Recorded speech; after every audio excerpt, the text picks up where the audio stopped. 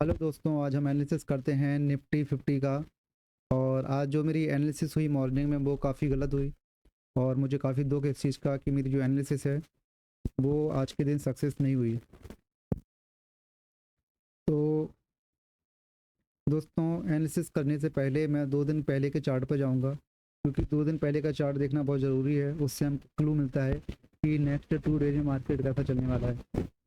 तो दोस्तों, 24 तारीख का मार्केट देखें तो यहाँ से उसने गिरावट लिया और एक डाउनफॉल स्टार्ट किया 24 तारीख को। ठीक, ये मूव जो था वो मैंने कैप्चर किया था और मुझे काफ़ी खुशी थी कि ये कैप्चर हुआ। ठीक है, क्योंकि ये पूरा डाउन ट्रेंड में चल रहा था। मेरा एक्सपेक्टेशन ये था कि मार्केट डाउन ट्रेंड को कंटिन्यू करेगा। और दिवाली के बाद दोस्तों, कभी भी मार्केट देखोगे, जैसे ही भाई दूज ख़त्म होती है तो मार्केट डाउन ट्रेंड में जाता ही है 2-3 दिन के लिए। फिर यहाँ से थोड़ी रिकवरी शो करी। यहाँ पर मार्केट की ये मेरी जो ट्रेड थी वो मिस हुई। रिकवरी करने के बाद फिर मार्केट ने यहाँ पर से फॉलो। अब देखो दोस्तों, यहाँ पर देखने वाली क्या चीज़ है वो मैं आपको बताता हूँ। यहाँ पर ये है 27 तारीख का मार्केट। यहाँ पर मार्केट जो पिवट पॉइंट था 25,819 के पास स्टार्ट हुआ और पहला रेसिस्टेंस को क्रॉस करते हुए जो 25,925 का जो रेसिस्टेंस है इसको क्रॉस करते हुए मार्केट ऊपर गया। ठीक है, बहुत बार ऐसा सब लोग सोचते हैं कि ये पिवट पॉइंट से यहाँ पर ये रिवर्सल ले सकता है, लेकिन इसने ऐसा कोई रिवर्सल यहाँ से नहीं लिया। डाउन साइड को लिए कोई रिवर्सल नहीं आया और ये ऊपर चला गया दोस्तों। ऊपर इसने ये कंटिन्यू किया। इसके बाद दोस्तों, आज का मार्केट में मुझे क्या लग रहा था वो मैं आपको बता देता हूँ। मुझे ये लग रहा था कि मार्केट अगर नीचे जाएगा, ठीक है, तो ये जो एरिया है 25,922 का,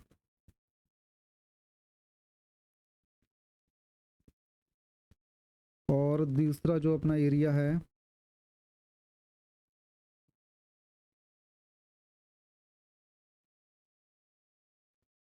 जब तक ये क्रॉस नहीं होगा तब तक मार्केट जो है कॉल साइड में, या तो इसके ऊपर मार्केट को रहना चाहिए या इसके ऊपर नीचे, तभी हम कॉल या पुट बाय कर सकते हैं। इसके बीच में रहेगा तो मार्केट जो रहेगा वो रेंज बाउंड रहेगा। अब हुआ क्या कि मैं पहले से सोच के बैठा था कि जो बायर्स थे, जो हमारा स्टार्टिंग पॉइंट था, जिसको मैं सोच रहा था कि ये वाला जो स्टार्टिंग पॉइंट है यहाँ पर स्मार्ट मनी बैठा होगा और वो अपना जो मूवमेंट है वो कंटिन्यू करेगा। और अगर मार्केट डाउन साइड में जाएगा तो 25,922 के नीचे ही मार्केट डाउन साइड में जाएगा। उसके ऊपर मैं मार्केट को बुलिश सोच रहा था। फिर भी मैंने, जो मेरे पास इवनिंग में इन्फॉर्मेशन थी, डेटा था, उसके हिसाब से मार्केट डाउन साइड में था। तो मैं मॉर्निंग में जब ट्रेडिंग के लिए बैठता हूँ तो मैं सोच के बैठता हूँ कि आज जो मार्केट है वो डाउन साइड में जाएगा और मुझे डाउन साइड के हिसाब से ही ट्रेड सेटअप अपना स्टार्ट करना है। लेकिन जिस तरह से मार्केट ने यहाँ पर रिकवरी कैंडल बनाई, अब इसको मैं 1 मिनट पे, क्योंकि मैं मोस्ट ऑफ द 1 मिनट के ही चार्ट पे वर्क करता हूँ, तो मैं यहाँ पर 1 मिनट का चार्ट लगाऊंगा दोस्तों, क्योंकि उसमें क्लियरिटी थोड़ी ज़्यादा रहती है। तो जिस हिसाब से इतनी बड़ी कैंडल बनाई, मैं इतना समझ गया था ये जो कैंडल का अपना, तो थोड़ा सा कलर चेंज करते हैं, चलो येलो रख लेते हैं। ठीक है, ये जो इसका हाई है और ये जो इसका लो है,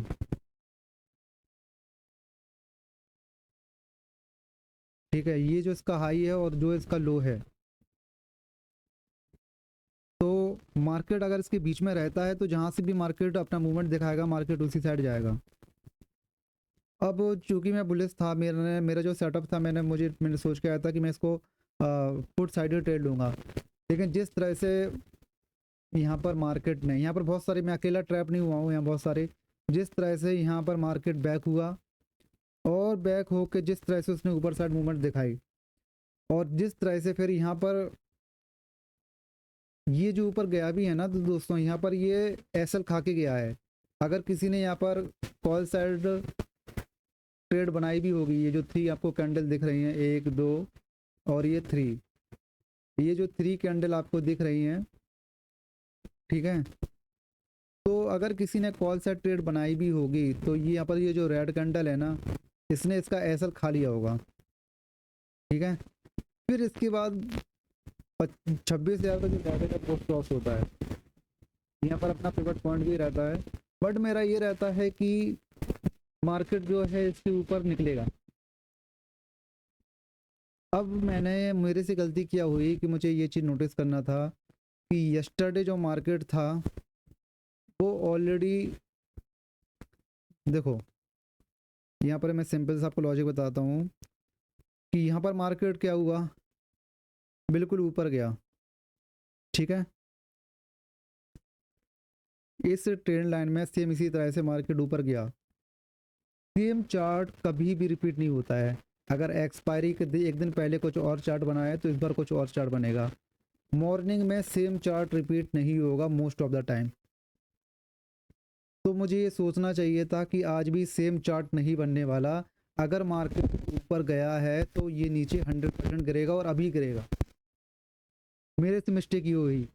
और मॉर्निंग में कभी भी 10 बजे से पहले, 10 बजे से पहले दोस्तों याद रखें कि मार्केट अगर 50 या 100 पॉइंट की ऊपर साइड मूवमेंट हो चुकी है, जैसे कि यहाँ पर ये मूवमेंट आपको दिख रही है, ये जो मूवमेंट दिख रही है ये वाली, ये जो आपको मूवमेंट दिख रही है, तो अगर 10 बजे से पहले हुई है तो ये मान के चलिए कि मार्केट नीचे आ सकता है। आपको थोड़ा वेट करना है, कम से कम 15 मिनट की कैंडल का एक वेट करना है कि एटलीस्ट 15 मिनट की 2 कैंडल यहाँ पर बन जाए। ट्रेड छूट जाती है कोई बात नहीं, अगली ट्रेड मिल जाएगी, लेकिन लॉस अगर हो गया तो फिर रिकवर करना पड़ेगा, और रिकवर करेंगे तो फिर डब डबल लॉस होगा। तो बेटर ये है कि अगर ट्रेड निकल जाती है कोई टेंशन वाली बात नहीं है, उसको आप छोड़ दीजिए ट्रेड को। अब यहाँ पर क्या हुआ कि यहाँ पर मार्केट जो है 26,000 33 तक गया, तो मैं श्योर हो गया कि यहाँ से ये 26,100 अब जाना चाहिए इसको। इसने 2 रेड कैंडल बनाई, मुझे लगा ये 26,000 से ये फिर से सपोर्ट लेगा यहाँ से। और मैं ऐसा अकेला सोचने वाला नहीं था, बहुत सारे लोगों ने ऐसा सोचा होगा कि मार्केट जो है इस जगह पे सपोर्ट लेगा दोस्तों, इस जगह पे यहाँ से सपोर्ट लेके फिर से मार्केट ऐसा ऊपर निकल जाएगा। लेकिन दोस्तों ऐसा हुआ नहीं मार्केट में, बहुत सारे लोगों ने ऐसा सोचा होगा। और यहाँ पर आपको जो डोजी कैंडल एक दिख रही है, मैं थोड़ा और बड़ा करके दिखाता हूँ डोजी कैंडल को।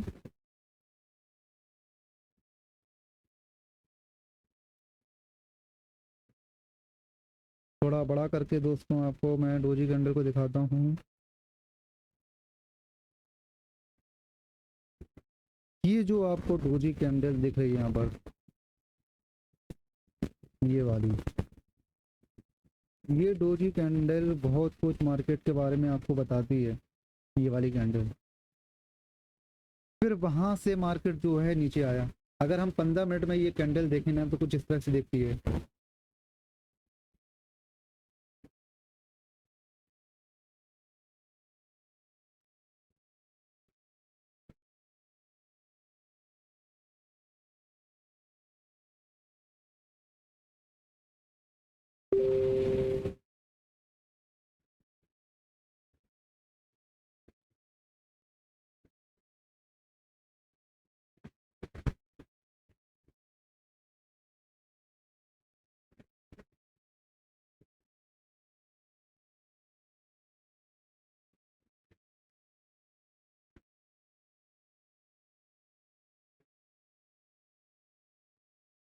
दोस्तों ध्यान से देखिए, ये 15 मिनट के चार्ट पे इस तरह से ये डोजी कैंडल दिखती है। और 5 मिनट के चार्ट पर ये छोटी छोटी चीज़ें हैं जो आपको नोटिस करनी है दोस्तों। 5 मिनट के चार्ट पर आप देखिए इसको,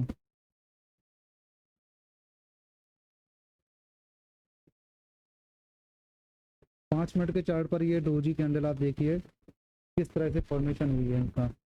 और फिर वहाँ से मार्केट जो है कंटिन्यू नीचे आया और उसने मेरा एसएल ले लिया। तो फिर नीचे आया यहाँ पर, फिर यहाँ पर ये रिवर्स हुआ, अब कल के लिए दोस्तों क्या प्लानिंग है, देखिए मैं आपको बता दूं, कल मैं जो 100% अभी मैंने सोचा है कि कल मैं अपन को कॉल साइड में ही पोजीशन लेनी है, फुट में नहीं लेनी है। रीज़न क्या है, रीज़न भी मैं आपको बता देता हूँ। देखो अभी जो मार्केट है उसने जो स्टॉप लॉस है, जिसने भी यहाँ पर पुट पे पोजीशन बनाई होगी इस जगह पे जिसने भी पुट में पोजीशन बनाई होगी उसने उसका स्टॉप लॉस खा लिया है, ठीक। और फिर से मार्केट डाउन साइड गया तो कॉल में किसी ने पोजीशन यहाँ पर बनाई नहीं होगी। फिर से यहाँ पर ये डाउन साइड गया तो यहाँ पर किसी की पोजीशन होगी नहीं, और इस पोजीशन में कोई गया नहीं होगा। तो ये 2:50 पे ये जो इतनी मूवमेंट हुई है, इतनी शार्प मूवमेंट तो रिटेलर ने कैप्चर नहीं करी होगी। जब रिटेलर ने कैप्चर नहीं की होगी तो 100% ये कल के लिए कंटिन्यू रहेगी।